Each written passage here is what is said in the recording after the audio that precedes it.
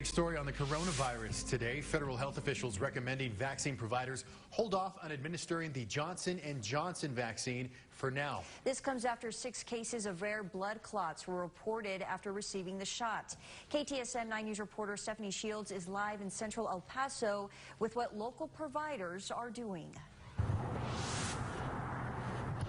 The city of El Paso and other local providers are following the recommendations from the FDA and CDC to pause Johnson & Johnson vaccines for now.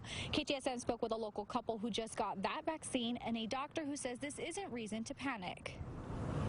There have been 6 out of the 6.85 million doses, which is less than 1 in a million. Dr. Anthony Fauci reassuring the public, saying there is no need to worry. Johnson & Johnson doses on hold after 6 reports of rare blood clots in people who got the shot. 1 person died and another was hospitalized. So the pause not only allows us to take a look at the cases and learn more, but it is also a signal out there to help the physicians. A local infectious disease expert tells KTSM he's optimistic physicians will track down more information.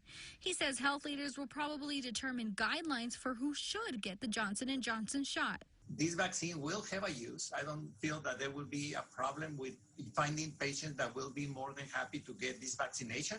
However, there will be another population that you have to be very careful. There will probably have to be some screening. An El Paso couple tells KTSM they just got their doses on Friday. I think knowing now, I think we would have waited. Yeah, definitely.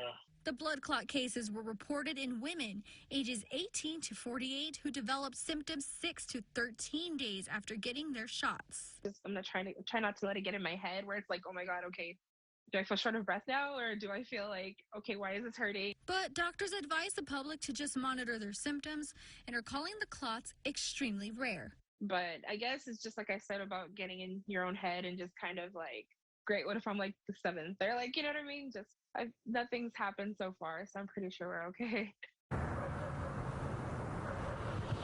Now remember, the vaccine is not banned or recalled. It is just a recommendation to hold off on it for now. Health leaders say the public should continue to get the Moderna or Pfizer vaccine.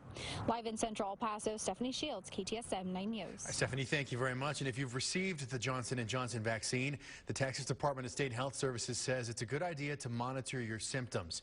However, state officials say it is important to remember that mild side effects from vaccines are very common, and most people experience side effects within the first few days after getting a shot. That is normal. Health experts say you should see a doctor, though, if you develop a severe headache, abdominal pain, leg pain, or shortness of breath within 3 weeks of your dose. And medical professionals say the risk of developing a blood clot is extremely rare after the 3-week period. Texas Governor Greg Abbott